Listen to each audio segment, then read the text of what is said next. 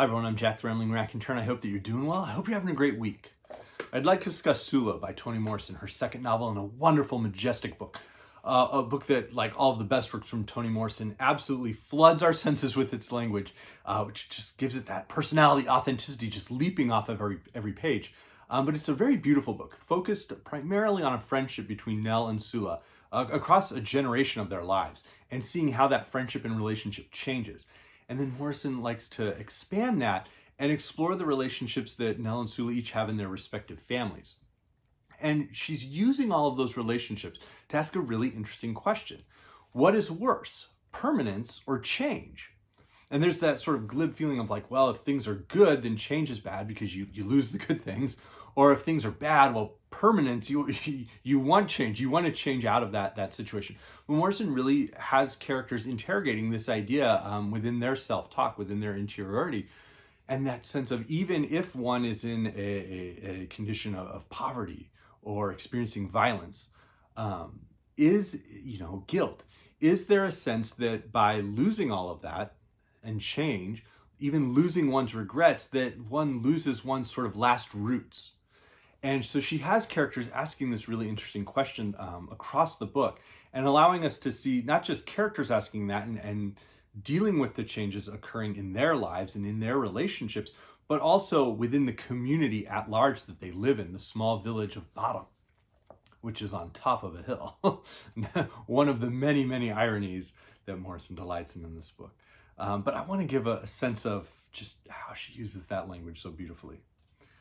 No one other than Mr. Martin seemed to be in the house, but a sweet odor, as of gardenias, told them that someone else had been. Blotting her lashes with a white handkerchief, Helene walked through the kitchen to the back bedroom where she had slept for 16 years. Nell trotted along behind, enchanted with the smell, the candles, and the strangeness. When Helene bent to loosen the ribbons of Nell's hat, a woman in a yellow dress came out of the garden and onto the back porch that opened into the bedroom. The two women looked at each other. There was no recognition in the eyes of either. Then Helene said, "This is your grandmother, Nell." Nell looked at her mother and then quickly back at the door they had just come out of. And it goes on. The woman in the canary yellow dress laughed and said she was 48, an old 48. Then it was she who carried the gardenia smell, this tiny woman with the softness and glare of a canary. In that somber house that held 4 Virgin Marys, where death sighed in every corner and candles sputtered, the gardenia smell and the canary yellow dress emphasized the funeral atmosphere surrounding them.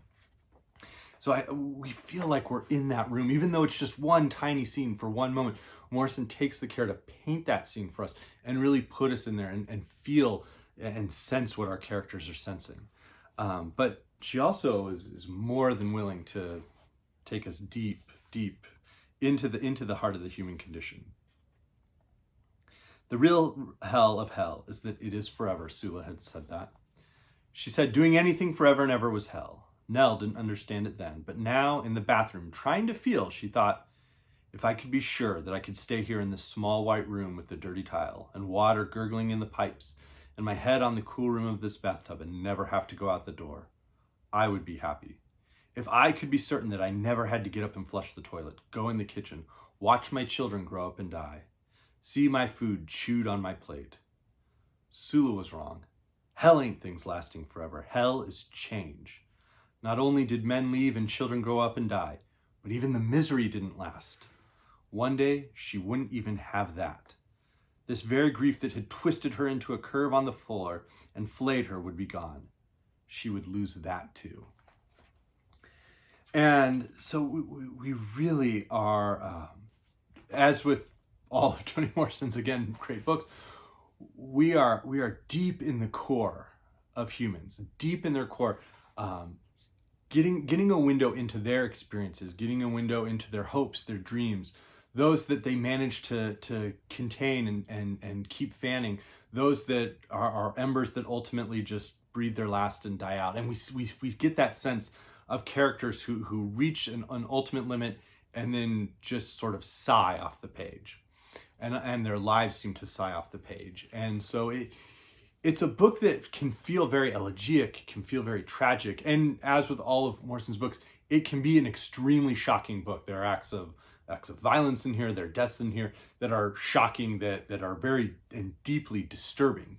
But it's a book that also, as with all Toni Morrison's great books, it's a book that is asking questions of hope, asking questions of this sense of, while there is life, there is perhaps this possibility of redemption, this possibility of change, that losing the regret is ultimately perhaps not the worst thing, and that losing that root and feeling rooted into that terrible situation, one could perhaps step forward from it.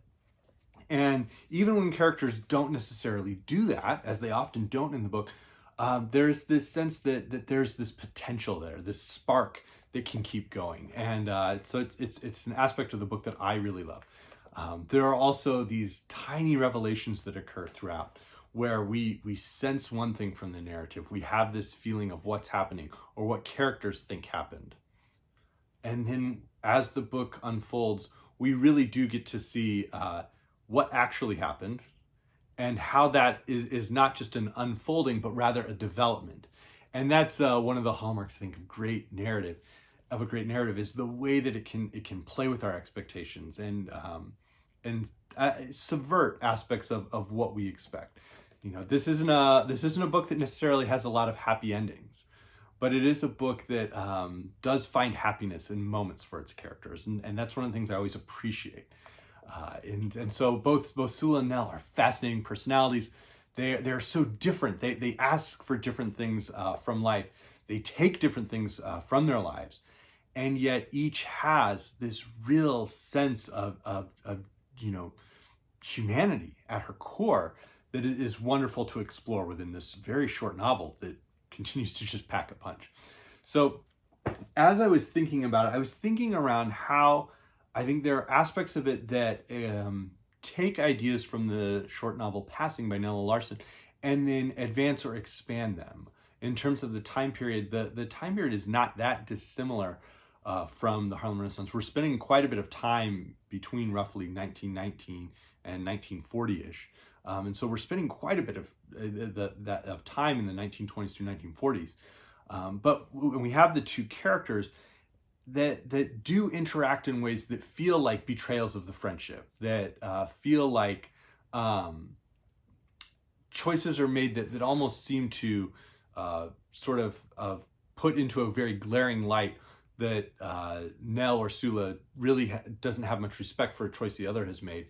And yet, as they find moments to return to each other, to see beyond actions towards the heart of each other, they perhaps question whether there is that malice, that effrontery within their friendship and relationship. So I was reminded of that. There is also, hands down, a passage that knocks the socks off of the great non serviam, I won't serve scene from James Joyce's A Portrait of the Artist as a Young Man. Can't read it because it spoils a whole bunch of stuff.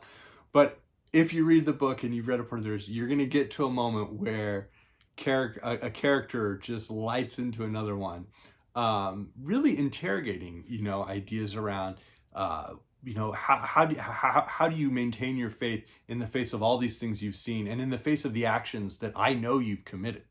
So I was reminded of that as well. There are ways where I think in this book specifically, Toni Morrison is exploring some of the ideas that Charles Chesnutt was pushing in his stories and his tales, his conjure tales, and his novels in the aftermath of Reconstruction.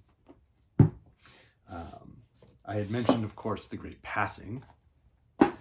I think that towards the end of her career, Toni Morrison came back and sort of tried to distill aspects of different earlier works into her later works. I think A Mercy very much is informed by Beloved.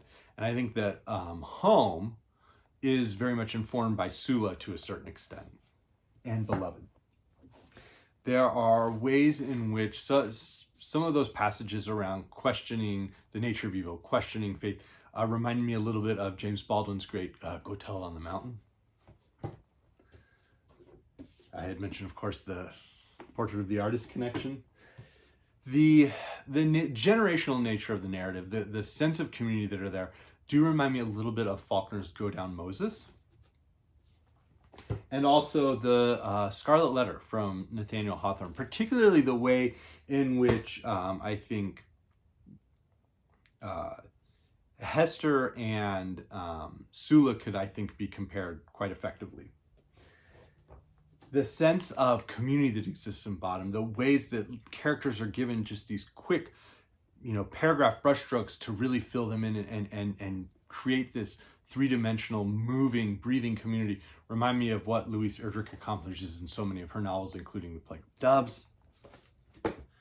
The violence, the sudden nature of it reminds me of The Decapitated Chicken from Horacio Quiroga.